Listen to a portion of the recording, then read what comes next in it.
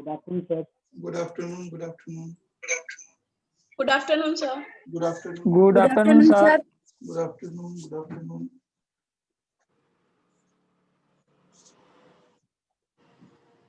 ठीक है, सब लोग आ गए हैं? ओके।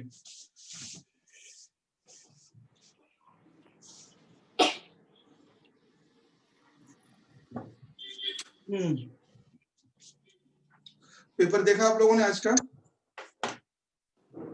नहीं देखा? देखा सर। अच्छा, देखा था, ठीक है। देखा है सर। सर आज की कई करंट न्यूज़ है सर, आज इम्पोर्टेंट ना।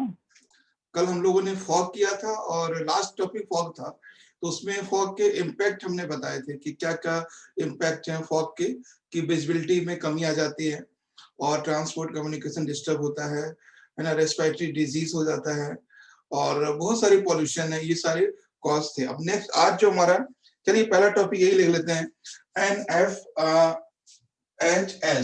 है ना, NFHS5।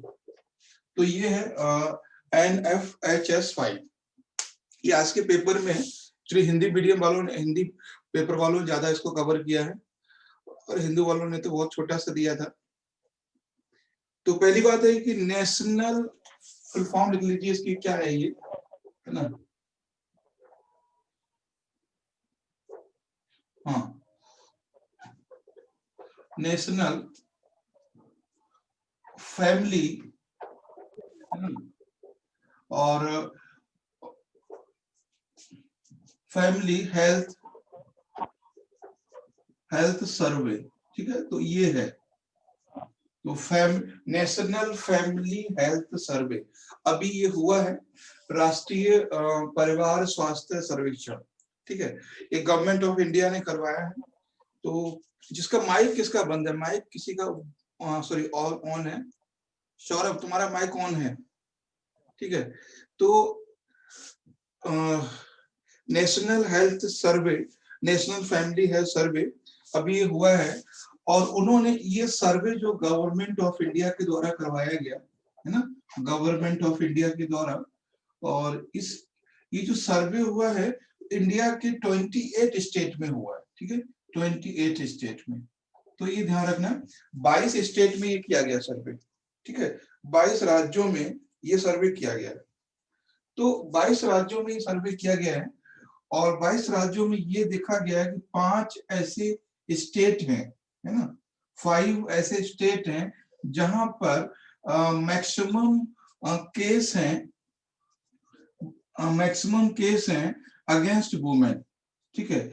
जो वुमेन के जो वायलेंस के तो मैक्सिमम केस है वो इन्हीं में है ना, तो मैक्सिमम केस है वो इन्हीं स्टेट में है, और खासकर डोमेस्टिक वायलेंस, है ना, तो डोमेस्टिक वायलेंस है वो ज्यादातर इन्हीं में है, 5 स्टेट में। तो 5 स्टेट का नाम पता होना चाहिए, वो कौन कौन से। सबसे पहला स्टेट है कर्नाटका, है ना, कर्नाटका पहला स्टेट है। उसके बाद है इसमें असम सेकंड स्टेट है। उसके बाद है मिजोरम, है ना, मिजोरम है। फिर है इसमें तेलंगाना, है ना, तेलंगाना है। उसके बाद है इसमें है बिहार, है। तो ये 5 ऐसे स्टेट हैं जहां पर फीमेल्स के अगेंस्ट मैक्सिमम क्राइम होते हैं या मैक्सिमम केस आते हैं, और खासकर डोमेस्टिक वायलेंस ज्यादा होते हैं इन स्टेट्स में, ठीक है। तो डोमेस्टिक वायलेंस सबसे ज्यादा इन स्टेट में होते हैं। तो सबसे पूछा जा सकता है, अभी जो हाल में जो रिपोर्ट आई है नेशनल फैमिली हेल्थ सर्वे, वो कौन किसने पब्लिश की है, गवर्नमेंट ऑफ इंडिया ने। और उसने देखा है कि सर्वे में देखा गया कि मैक्सिमम जो violence against female, maximum violence against female 5 state में सबसे ज्यादा है। तो 5 स्टेट में 2 स्टेट तो नॉर्थ ईस्ट के हैं और 2 साउथ के हैं, 1 नॉर्थ का है ना, 2 साउदर्न स्टेट हैं, 1 नॉर्थ का है बिहार, और 2 नॉर्थ ईस्ट के हैं। तो इसमें देखिए सबसे, अब एक बात आप ध्यान रखना है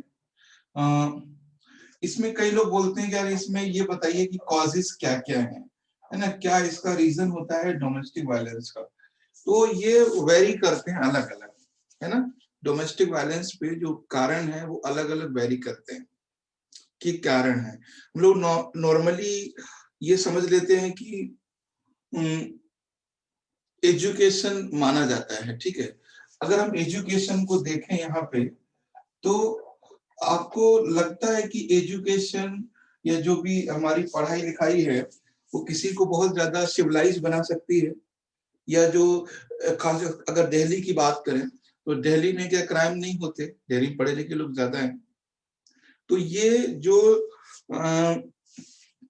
केसेस हैं इनका कॉज वेरी करता है, और मुझे नहीं लगता कि अगर कोई लड़की बहुत पढ़ी लिखी है तो वो परेशान नहीं है, या कोई आदमी पढ़ा लिखा है तो वो परेशान नहीं है। तो एजुकेशन से इसका लेना देना बहुत ज्यादा नहीं होता है। जहां तक जो सर्वे में दिया गया है वो एक तो एजुकेशन तो है ही है, साथ में सबसे बड़ा चीज होती है इसमें एम्प्लॉयमेंट। एम्प्लॉयमेंट एक बहुत बड़ा रोल प्ले करता है, ठीक है। एजुकेशन तो है ही है और एक एम्प्लॉयमेंट, ठीक है। एम्प्लॉयमेंट भी एक बहुत बड़ा रोल प्ले करता है। और उसके बाद लॉ एंड ऑर्डर, है ना, ये भी एक बहुत बड़ा प्ले करता है, लॉ एंड ऑर्डर, है ना। लॉ एंड ऑर्डर यानी कानून, कानून की व्यवस्था, ये भी एक काम करती है। और सोशल एंड कल्चर फैक्टर, जो जो सोशल कॉज होते हैं वो भी एक फैक्टर काम करते हैं। और इसमें क्या क्या कारण हो सकते हैं वो आप जो आपको लगते हैं कि ये कारण हो सकते हैं वो आप लिख सकते हैं, लेकिन मैक्सिमम जो कारण होते हैं वो कहीं ना कहीं लिटरेसी भी होती है और कहीं ना कहीं सोशल कल्चरल वैल्यू भी होते हैं। जैसे आपने देखा होगा कभी झारखंड में या छत्तीसगढ़ में या जो ट्राइबल थोड़ी कम्युनिटी एरिया है वहां पर कई सारी ऐसी ट्रेडिशन है जो फीमेल को मतलब मार दिया जाता है, उनको डाइन बोल के ऐसा कुछ ब्लैक मैजिक टाइप का। तो वो भी ये सब इसी में आ जाएगा, सोशल कॉज, सामाजिक कारक भी है इसमें, ठीक है। लॉ एंड ऑर्डर है, तो लॉ एंड ऑर्डर का मतलब यही है, कह सकते हैं जंगल राज। तो बहुत सारी चीजें जो आप देखते हो खासकर साउथ इंडिया में आपने देखा है ना। अब जैसे आपने देखा होगा कि दिल्ली में उस तरह के क्राइम अब नहीं होते, है ना, जिस तरह से जो हुआ था, जो केस हुआ था निर्भया के साथ। बाकी डोमेस्टिक वायलेंस अलग चीज है, बट ऑन रोड या ऑन सोशल लोकेशन में अब ऐसा नहीं होता, ठीक है। तो बहुत सारी चीजें सुधरी हैं। और एम्प्लॉयमेंट, है ना, एम्प्लॉयमेंट ये भी रीजन है, क्योंकि सबसे बड़ा फैमिली में और जो झगड़े का जड़ होता है मनी प्रॉब्लम, अक्सर आपने देखा होगा ये चीज। तो ये सारे मिलके फैक्टर काम करते हैं। उसके बाद ये हो गया नेशनल फैमिली हेल्थ सर्वे।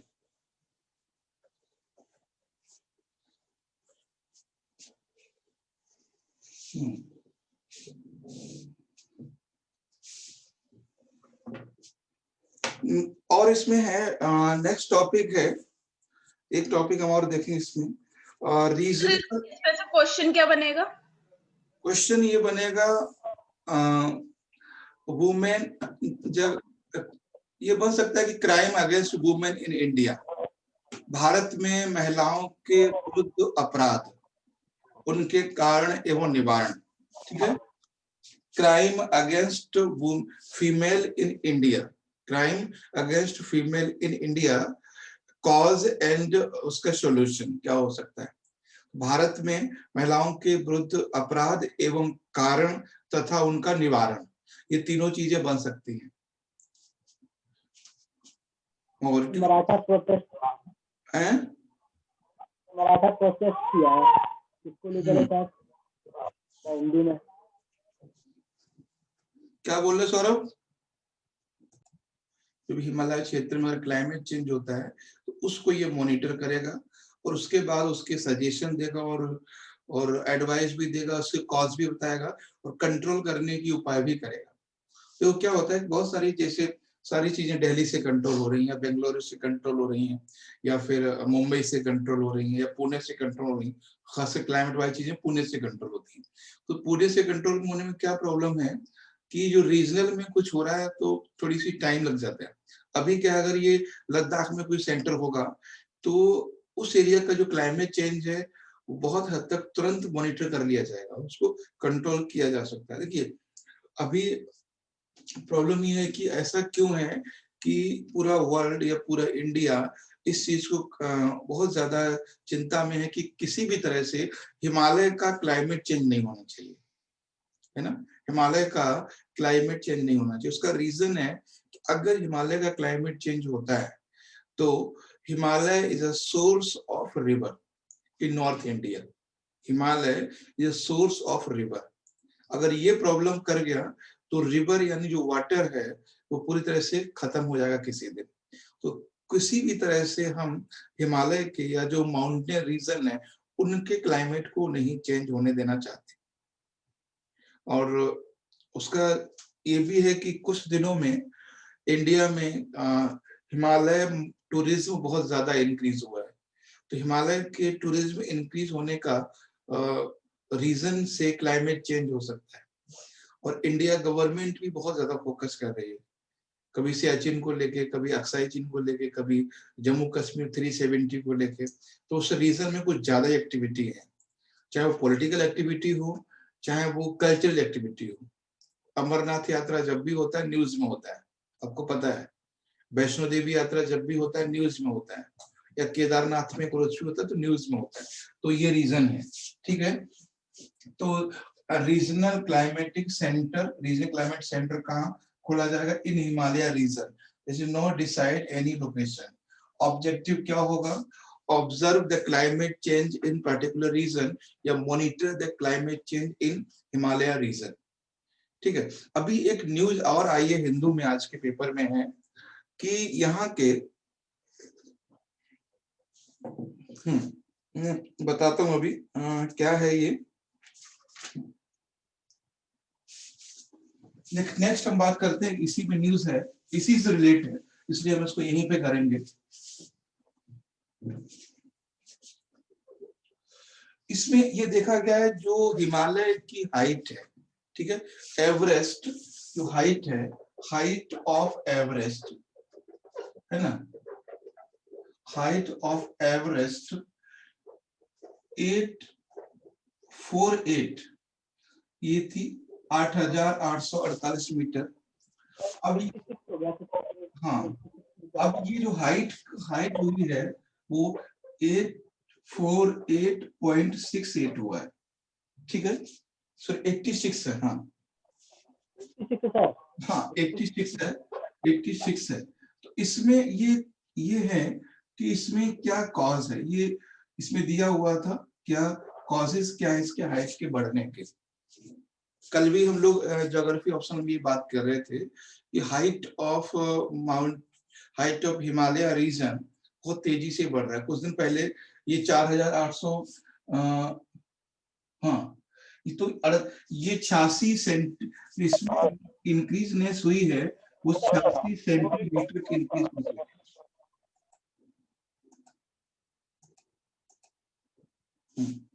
इंक्रीजनेस है वो 86 सेंटीमीटर की इंक्रीजनेस इसमें हुई है। तो कॉज क्या है वो हमें सिर्फ सिंपल समझना है। जो लोग ज्योग्राफी समझते हैं वो जानते ही होंगे कि हिमालय का हाइट का बढ़ने का रीजन है वो है प्लेट टेक्टोनिक, है ना। प्लेट या इसे कह सकते हैं plate tectonic. Plate tectonic means plate conversion, plate conversion, plate conversion.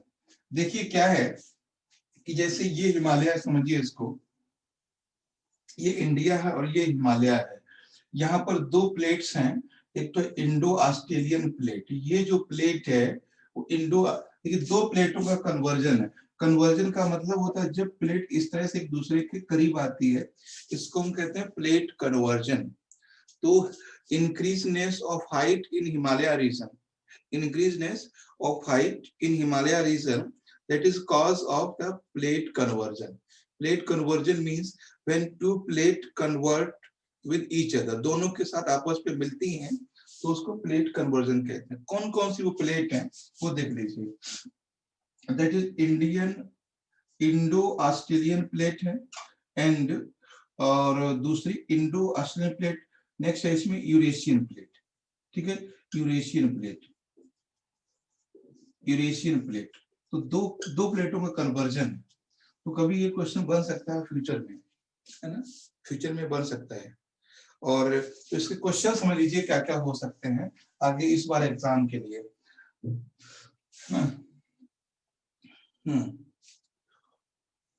पहला क्वेश्चन हो सकता है tectonic movement in Himalaya region, in Himalaya region, ठीक है। इसका मतलब है कि हिमालय क्षेत्र में विवर्तनिक घटनाएं, ठीक है, घटनाएं या विवर्तनिक गति इस तरह से लिख सकते हैं, गति। इसके शॉर्ट नोट वो क्वेश्चन बन सकता है, ठीक है। और सीधे सीधे बन सकता है इंक्रीजनेस ऑफ हिमालय हाइट या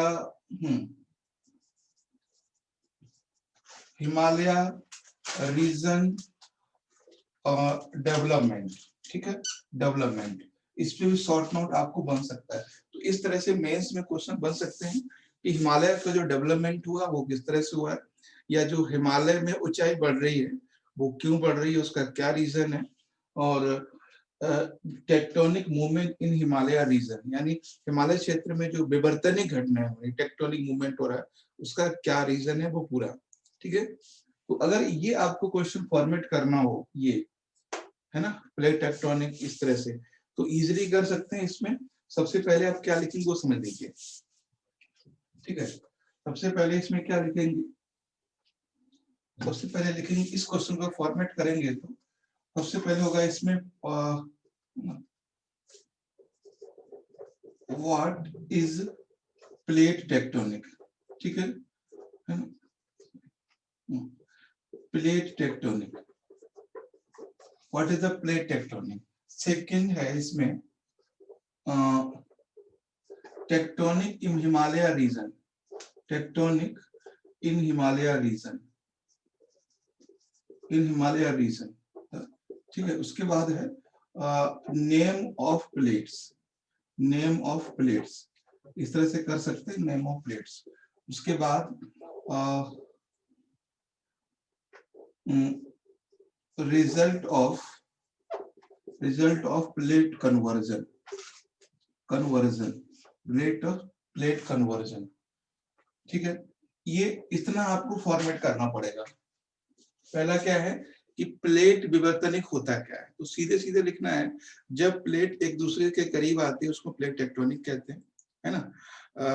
और उसके बाद है टेक्टोनिक इन हिमालय रीजन, हिमालय रीजन में जो टेक्टोनिक प्लेट टेक्टोनिक होता है या जो प्लेट का टकराना या अलग होना होता है, उसका रीजन है there are two plates, first Indian plate, Indo आर्शियन plate, and second Eurasian plate. So Himalaya region is a tectonic region, plate tectonic region, क्योंकि यहाँ पर दो प्लेट आपस में टकराती है। उसके बाद है नेम ऑफ प्लेट्स, प्लेट के नाम लिख दीजिए, इंडो आर्शियन plate and Eurasian plate. Indo आर्शियन प्लेट छोटी प्लेट है और यूरेशियन प्लेट बड़ी प्लेट है। उसके बाद है result of the plate tectonic, है ना, प्लेट कन्वर्जन, प्लेट कन्वर्जन का रिजल्ट क्या है इसका, ठीक है। तो बहुत सारा है। सबसे पहली और फॉर्मेशन ऑफ हिमालय, है ना, फॉर्मेशन ऑफ हिमालय। उसके बाद है फॉर्मेशन ऑफ वैली, है ना, फॉर्मेशन ऑफ वैली। उसके बाद है अर्थक्वेक, अर्थक्वेक भी एक तरह से, अर्थक्वेक्स एंड लैंडस्लाइड, ये भी है लैंडस्लाइड, ठीक है। तो ये सारे इसके रिजल्ट है कि formation of mountain, formation of Himalaya, formation of valleys, जो उसमें घाटियां हैं उनका निर्माण होता है। उसके बाद अर्थक्वेक, इसी अर्थक्वेक भी आते हैं, और लैंडस्लाइड यानी भूस्खलन भी होता है। तो ये इस तरह से फॉर्मेट होगा, ठीक है, इस क्वेश्चन का। तो एक बार मैं आपकी साउंड अनम्यूट करता हूँ क्योंकि डिस्टर्ब हो रहा था, ठीक है। अब किसी को कुछ पूछना हो तो पूछ लेना, मैंने आपकी आवाज को एक्टिव किया है। तो ये है तो देखो क्या है कि इंसिडेंट क्या है, इंक्रीजनेस इन हाइट ऑफ एवरेस्ट। तो क्यों एवरेस्ट की हाइट इंक्रीज हुआ है, इसमें बहुत सारी चीजें हो सकती हैं। और कितना हुआ है, तो 86 सेंटीमीटर होंगे, 86 सेंटीमीटर। तो ये क्वेश्चन बन सकता है आपके एग्जाम में।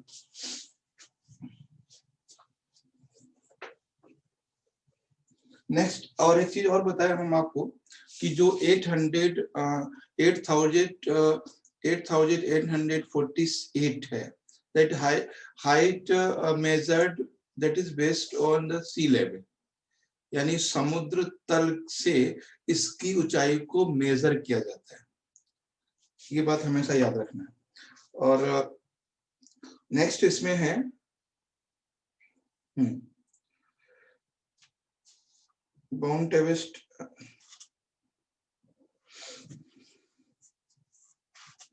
एक चीज मैं आपको बताऊं कि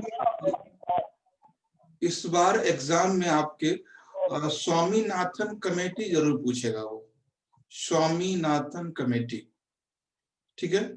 तो क्योंकि अभी अन्ना हजारे, कभी ये क्वेश्चन बन सकता है या आपके एग्जाम में भी आ सकता है, या आपसे उन इंटरव्यू में पूछा जा सकता है कि जो अन्ना हजारे हैं, है ना, अन्ना हजारे एंड फार्मर प्रोटेस्ट, ठीक है, फार्मर प्रोटेस्ट, ये इंटरव्यू का क्वेश्चन हो सकता है कि जो अन्ना हजारे हैं वो आपको पता है ना, उनको दूसरा गांधी बोला जाता है, लेकिन वो प्रोटेस्ट, फार्मर के प्रोटेस्ट को लेकर कुछ भी नहीं बोल रहे हैं। तो एक उन पे क्वेश्चन मार्क है कि क्या क्या रीजन है अन्ना हजारे के ना बोलने का।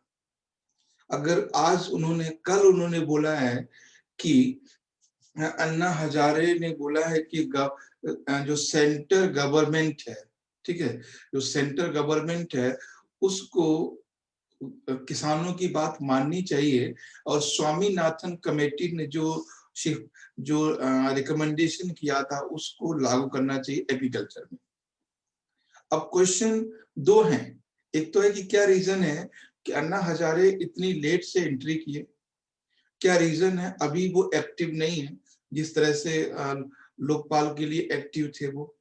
और ये बहुत सारे क्वेश्चन हैं जो मैनेजमेंट से बनेंगे आपके 4th पेपर में। तो पहली बात है अन्ना हजारे एंड फार्मर प्रोटेस्ट, क्यों उन्होंने एक गैप बना के रखा है, क्या रीजन है कि डिस्टेंस बना के रखा है उस प्रोटेस्ट से।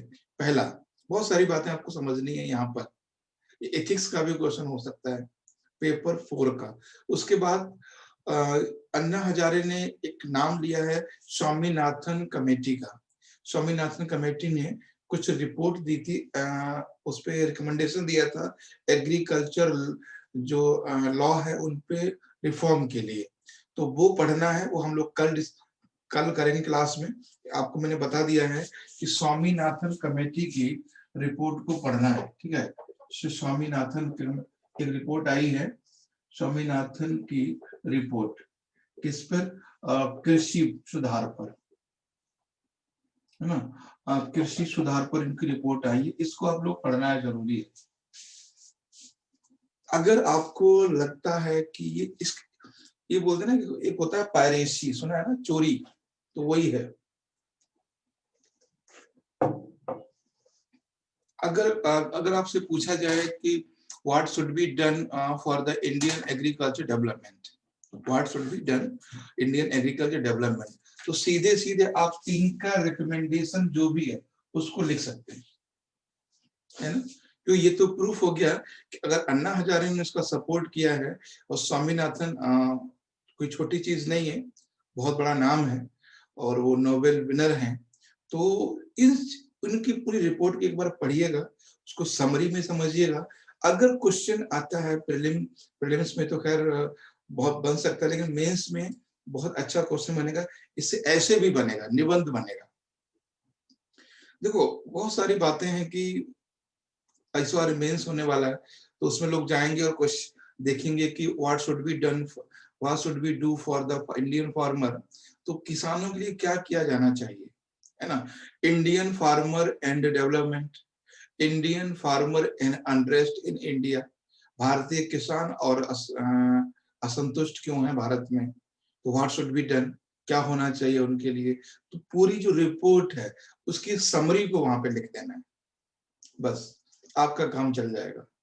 इसको बोलते हैं थोड़ी सी चोरी की है, लेकिन उन्होंने जो रिकमेंडेशन दिया है वो ही सही है। और आखिर अन्ना हजारे ने उसके लिए यस किया है, तो कुछ तो अच्छा, कुछ क्या अच्छा ही होगा तभी बोला उन्होंने, ठीक है, वैसे नहीं बोला है। तो अन्ना हजारे जो है वो प्रोटेस्ट में काफी दूर रहे। इनको लेके फोर्थ क्वेश्चन में बन सकता है। देखिए अन्ना हजारे जो है और महात्मा गांधी दोनों में एक बहुत बड़ी सिमिलरिटी है ना, सिमिलर चीजें हैं। ये किसी भी मूवमेंट में बहुत ही सोच समझ के जाते हैं, बहुत ज्यादा। गांधी जी भी ऐसा ही करते थे और ये भी ऐसा ही करते थे, और दोनों में एक हिटलर शाही जरूर थी। अन्ना हजारे में भी है, इनमें भी थी, मतलब गांधी जी में भी है, इनमें भी। हिटलर शाही का मतलब है वो सारे प्रोटेस्ट को सेंट्रलाइज चाहते हैं, सारे प्रोटेस्ट को सेंट्रलाइज का मतलब है क्योंकि जब रामलीला मैदान में चीजें हुई थी, हर चीज सामने आ रही थी निकल के, बहुत करीब से उस समय प्रोटेस्ट को देखा था हमने। तो वो चाहते हैं कि चीजें जो जो कुछ रहे उनके आसपास रहे, इसीलिए किरण बेदी भी उनसे अलग हुई और बहुत सारे लोगों से अलग हो गए। तो अभी अन्ना हजारे को ये भरोसा नहीं था कि रियल में कि किसान जो फार्मर हैं वो इस तरह से तैयारी करके आए हैं। अन्ना हजारे को ये पता नहीं था इतनी तैयारी है किसानों की। उन्हें लगा था, कई बार ऐसा हुआ है कि एमपी से बहुत सारे किसान गए हैं दिल्ली को, आए हैं दिल्ली के लिए और पार्लियामेंट तक आए हैं, अरेस्ट किए और वापस भेज दिए उन्होंने सरकार ने। तो उन्हें लगा कि कुछ ऐसा ही रहा होगा कि ये लोग आएंगे, भारत सरकार इनको उठा के दिल्ली के बाहर फेंक देगी। कोशिश भी की थी उन्होंने कि निरंकारी जो यहाँ पे पार्क है एक टिबराड़ी पार्क में बुलाने की कोशिश की। तो अभी जो अन्ना हजारे का एंट्री हुई है उसका रीजन है, अब उनको समझ में आ गया है कि ये वास्तव में तैयारी करके आए हैं और हमें इनका सपोर्ट करना चाहिए, ठीक है। और प्रोटेस्ट में एक हिडन वीकनेस होता है, हिडन वीकनेस ये होता है कि बहुत सारे हिडन हीरो होते हैं उनके प्रोटेस्ट के अंदर, कि वो खुद को सामने रखना चाहते हैं। स्टार्टिंग में तो लगेगा, फिर बहुत सारे लोग ऐसे हो जाते हैं एक दूसरे। कल मैंने देखा कि देखो अभी ये प्रोटेस्ट टूटेगा, अब ये जो प्रोटेस्ट है वो दो गुटों में बट गया है। हमने आपको बोला था कि प्रोटेस्ट को तोड़ने की कोशिश की जाती है और प्रोटेस्ट किसानों का टूटना शुरू हो गया है। कल बोला था, कल मैंने पढ़ा था पेपर में कि दो गुट हो गए हैं किसानों के अंदर। तो ये सफल हुई सरकार, होता ही हमेशा होता ही। तो हम लोग छोटे से छोटे मूवमेंट को देखें, बड़ा से बड़ा देखा है ना। साफ देख लो कांग्रेस, इससे बड़ा मूवमेंट क्या होगा। 1906 दो पार्ट में बट गया कांग्रेस, तब भी तसल्ली नहीं आया, तो उन्होंने जाके 1909 में बांट दिया हिंदू मुसलमानों को, तब भी तसल्ली नहीं आई, है ना। फिर उन्होंने जाके 1925 में हिंदुओं को और जो अनुसूचित जनजाति जो उनसे अलग कर दिया, इस पर भी इनका काम नहीं चला। तो फिर उन्होंने सिखों को अलग करने की कोशिश की, उससे भी काम नहीं चला। तो फाइनली इन्होंने देश को ही दो भाग कर दिए। कोशिश की इन्होंने, कोशिश कहां से की थी आपको पता होगा, अंग्रेजों की कोशिश थी डिवाइड करने की। ये 1904 से लेकर जब बंगाल पार्टीशन किया, मतलब ये हमेशा होता है। तो ये जो डिवाइडेशन है ये प्रोटेस्ट का पार्ट है, ये हमेशा इसके रेडी रहना चाहिए, रेडी रहना चाहिए हमेशा इस चीज के लिए, ठीक है। क्योंकि अगर जो है 10,000 लोग हैं, ठीक है, 10,000 लोग हैं, तो हम उनको एक साथ पालना बहुत मुश्किल है। तो ये चीजें हैं।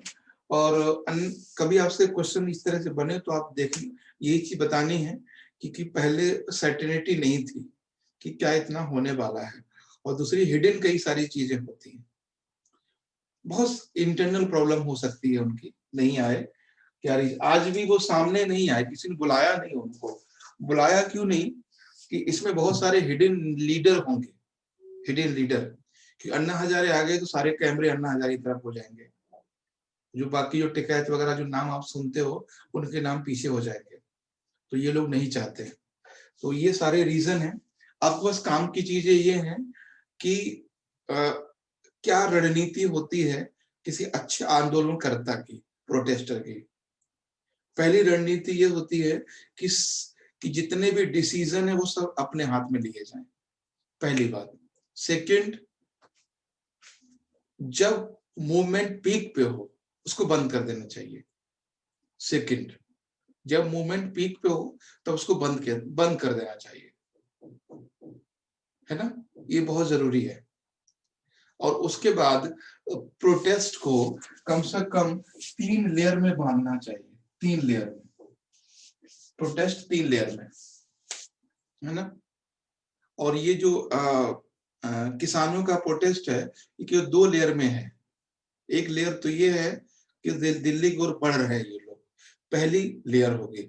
दूसरी लेयर ये है ये लोग खाना पानी अपना साथ लेके आए हैं। तो तीसरी लेयर इनके पास नहीं है ना, जो अन्ना हजारे के पास थी। केजरीवाल और किरण बेदी ऐसे लोग थे जो आके उसको किसी मोड़ में ले जा सकते थे मूवमेंट को, तो वो इनके पास कमी है। तो इनके पास 2 लेयर है, ठीक है, ये है। तो ये बहुत सारे क्वेश्चन बनेंगे, क्योंकि इसलिए बने, हम कई बार बोलते हैं कि ये मामला एडमिनिस्ट्रेशन का है, ठीक है, एडमिनिस्ट्रेशन का, इसलिए बनेंगे क्वेश्चन इससे। तो उसके बाद है इसमें नेक्स्ट है, तो गया Anna Hazare and protest of farmer, Swaminathan report, maximum domestic violence. एक अभी बड़ा इंटरेस्टिंग चीज आई है, एक, हाँ चलो एक चीज मैं और बता दूं, इसी से रिलेटेड ही है। एक नाम है, एक स्टूडेंट है, लॉ स्टूडेंट, नाम सुना, अभी तो न्यूज में ज्यादा नहीं आया है, ऋषभ शर्मा, ऋषभ शर्मा, ठीक है।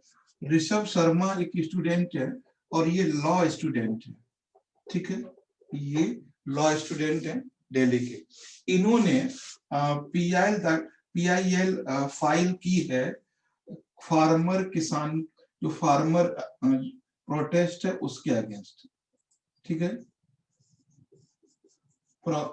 ना, against the PIL, against the farmer protest.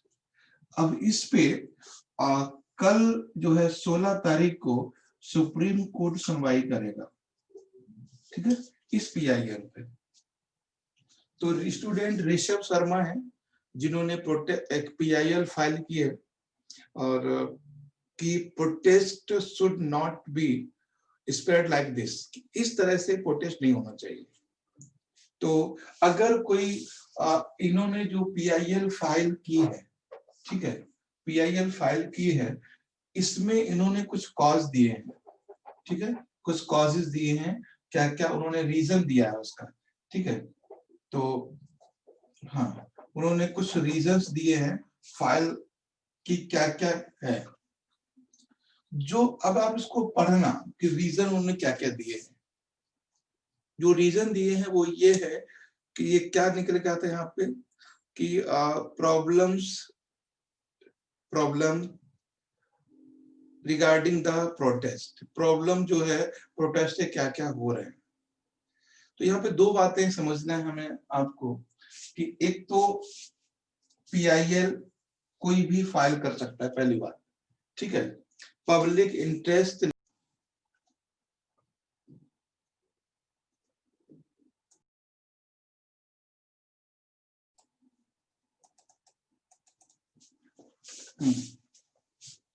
तो देखो ये जो रीजन उन्होंने दिए हैं ऋषभ शर्मा ने, या जो भी PIL फाइल किया है, तो बहुत रीजन दिए उन्होंने, वो सब जानते हैं क्या क्या रीजन हो सकते हैं।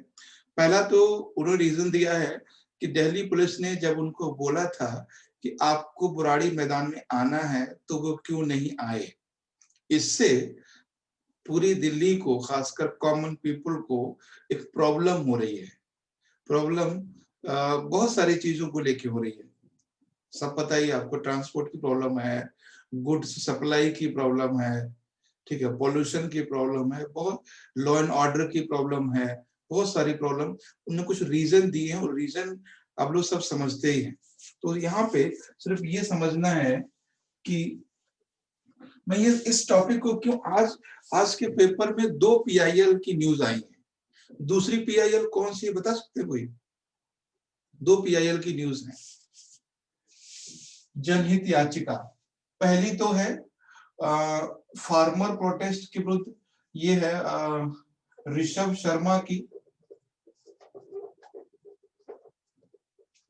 शर्मा या कॉमन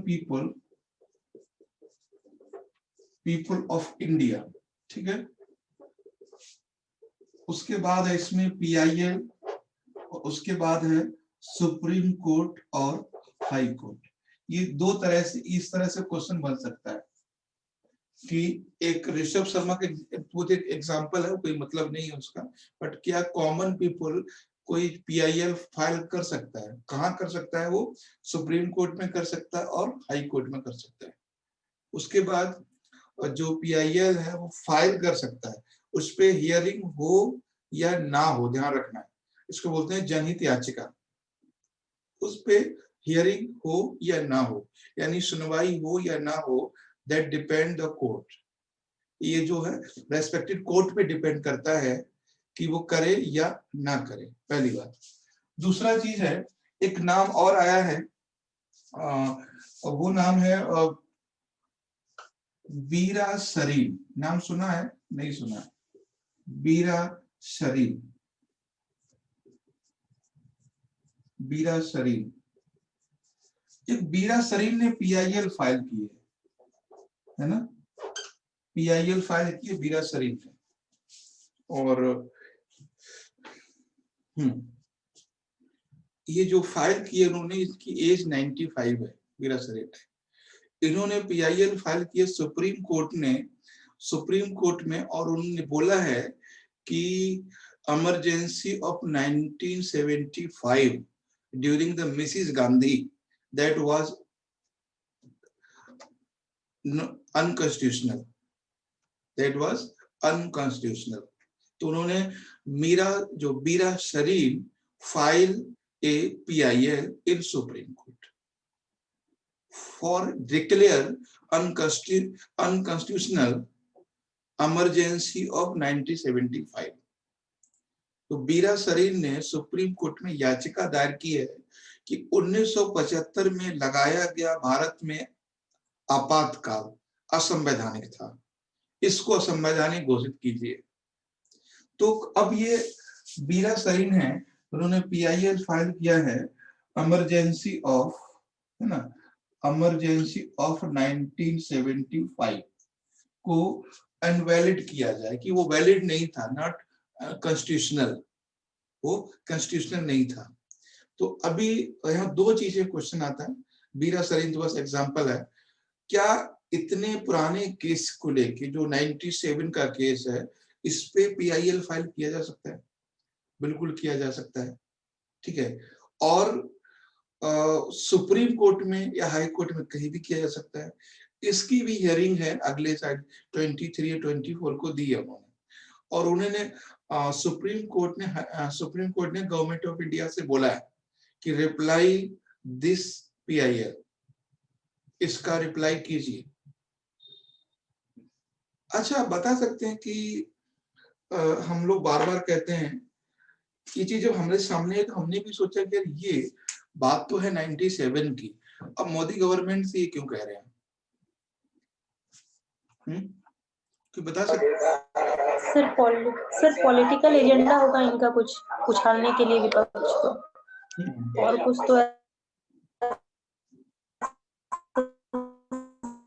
तो समझ नहीं आता कि 1970 के बाद अब वो भी 95, क्योंकि ऐसा कोई मुद्दा तो चल नहीं रहा।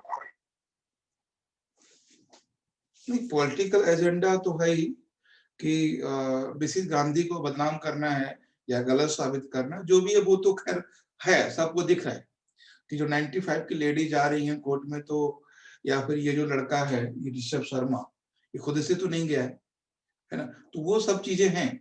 बट क्वेश्चन यह बनेगा कि इसको लेके एक कॉमन पीपल PIL फाइल कर सकता है किसी भी कहीं भी प्रॉब्लम होती है तो, मतलब हमें प्रोसीजर से है। सेम चीज यहाँ पर हम कह रहे हैं कि बात हुई थी कांग्रेस गवर्नमेंट से, अभी सुप्रीम कोर्ट ने प्रेजेंट गवर्नमेंट से क्यों इसका क्लैरिफिकेशन मांगा है, उसका रीजन सुनिए सीधे सीधे कि जो इमरजेंसी है, ठीक है, इमरजेंसी को लागू करने का जो राइट होता है वो होता है प्राइम मिनिस्टर ऑफ इंडिया का, और बेसिकली प्रेसिडेंट ऑफ इंडिया का, कि प्रेसिडेंट ऑफ इंडिया इसको डिक्लेयर करते हैं, और प्रेसिडेंट ऑफ इंडिया हैं वो गवर्नमेंट के हेड होते हैं, कॉन्स्टिट्यूशनल हेड होते हैं, ठीक है, कॉन्स्टिट्यूशनल हेड होते हैं गवर्नमेंट ऑफ इंडिया के। और जो प्रेसिडेंट के अंडर में जो कैबिनेट होता है ना, काउंसिल होता है, तो prime minister is head of the council. जो प्राइम मिनिस्टर होते हैं वो काउंसिल के हेड होते हैं, जो प्रेसिडेंट के अंडर में काम करता है। तो जो डिसीजन वाज गिवन या डिसीजन वाज टेकन या declare for the emergency, that declare by the government of India, not Mrs Gandhi, not Mrs Gandhi. तो जो भी चीजें हुई हैं उसके लिए रिस्पॉन्सिबल गवर्नमेंट ऑफ इंडिया है, और जो भी डेटा है वो सब गवर्नमेंट ऑफ इंडिया के पास है। राहुल गांधी घर में नहीं रखा हुआ है कि जी उन्होंने फाइल साइन की और अपने घर लेके चले गए। तो इसलिए कभी आपसे क्वेश्चन बन सकता है कि बात हुई थी उस समय, तो इनसे क्वेश्चन क्यों मांगा जा रहा है, तो ये क्लेरिफिकेशन देंगे कौन, गवर्नमेंट ऑफ इंडिया, उस डेटा के अकॉर्डिंग। इस बेस पे गवर्नमेंट ऑफ इंडिया ने ये डिसीजन लिया था, किसका, इमरजेंसी को लगाने का। हम लोग बात करते हैं मिसेस गांधी की, बात करते हैं पंडित नेहरू की, बात करते हैं अटल बिहारी वाजपेयी की, बात करते हैं मोदी जी की, बट ये तो केवल नाम है, बात तो गवर्नमेंट ऑफ इंडिया की है ना।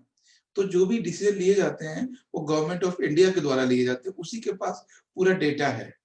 अब वो डेटा कैसे गवर्नमेंट ऑफ इंडिया को बचाते हुए लेते हैं, या फिर जो गवर्नमेंट ऑफ इंडिया को हेड कर रहे थे उनको रिस्पॉन्सिबल करते हुए लेते हैं, डिपेंड करता है ये। क्या वो गवर्नमेंट ऑफ इंडिया को जो 1975 में थी उसको बचाएंगे, या फिर उसको रिस्पॉन्सिबल बताएंगे, जो भी उस समय हेड था, और हेड कौन था सब जानते हैं, ठीक है।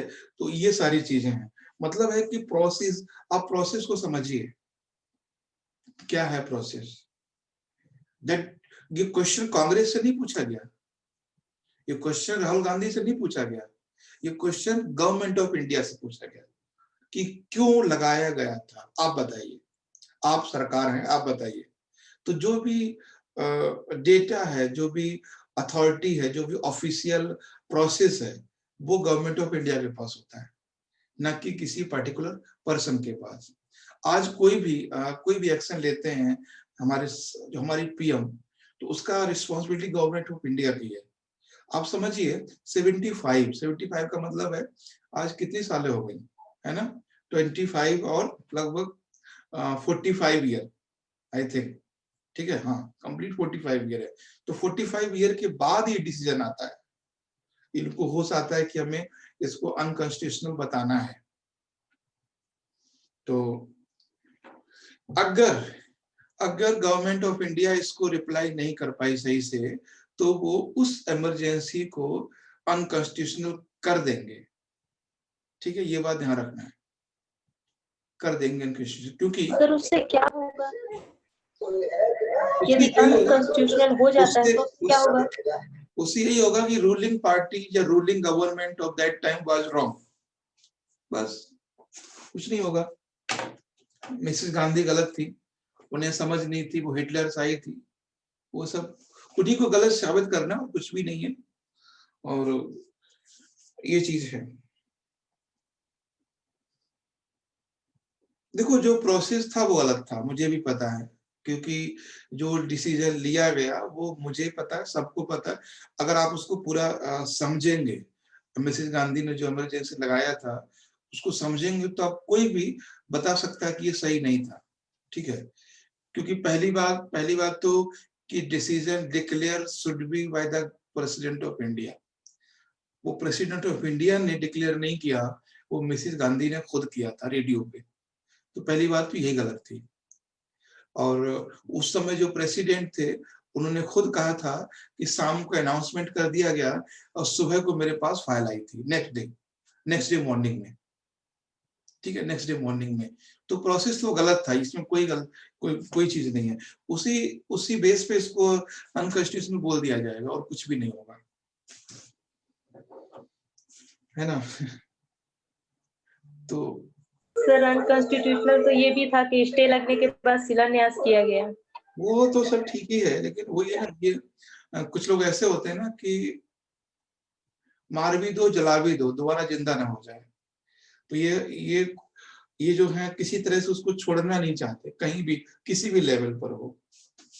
तो ये है, ठीक है। तो PIL देखते हैं मीरासरी, और जहां तक अगर सुप्रीम कोर्ट ने डिसीजन लिया तो वो 100% है।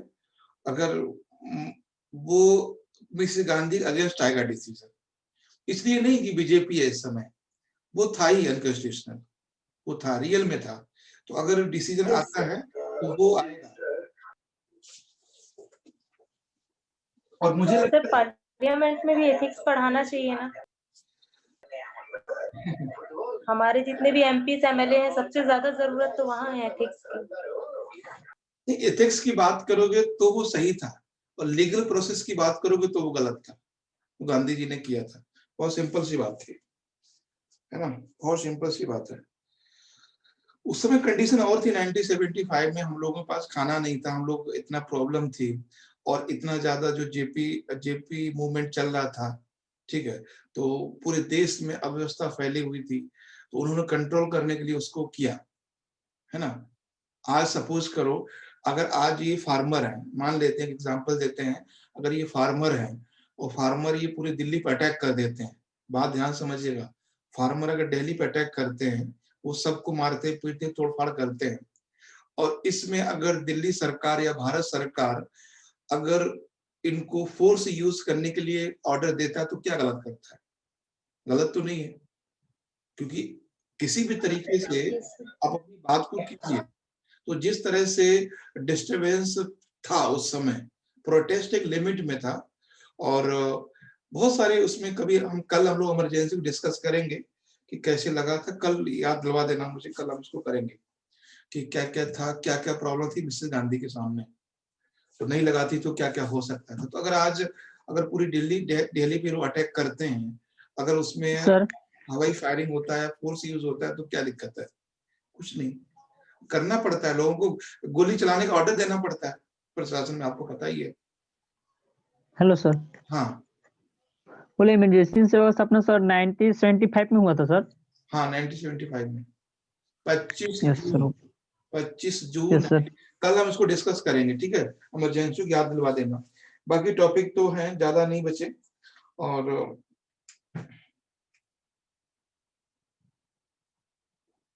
कुछ चीजें हैं जो आप समझ के लिख लेना कि एक तो है इसमें न्यू बिल्डिंग ऑफ पार्लियामेंट, ठीक है, ऑफ पार्लियामेंट, इसको थोड़ा सा लिख लीजिए बस, parliament, new building of parliament.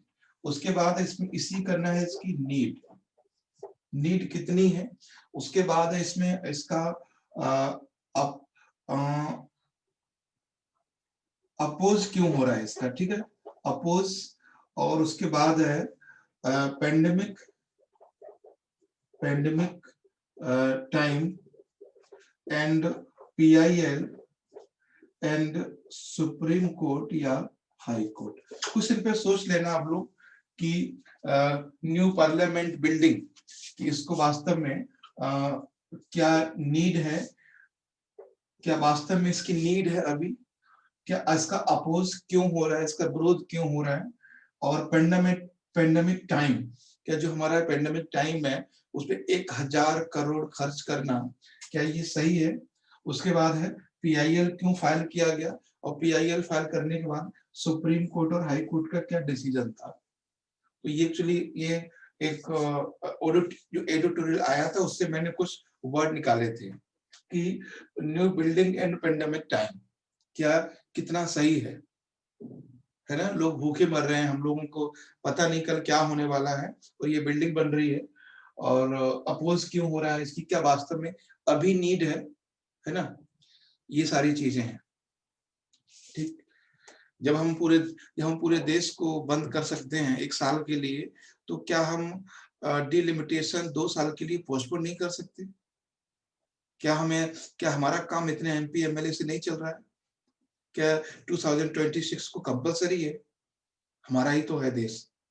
जब हम 8 महीने मेट्रो बंद रख सकते हैं, 8 महीने हम बंद घर में रह सकते हैं, तो क्या डिलिमिटेशन को पोस्टपोन नहीं कर सकते। तो ये सारी चीजें इस पे लिखना आप लोग, ठीक है। बाकी हम लोग कल बात करेंगे, इमरजेंसी का डिस्कस करेंगे, ठीक है।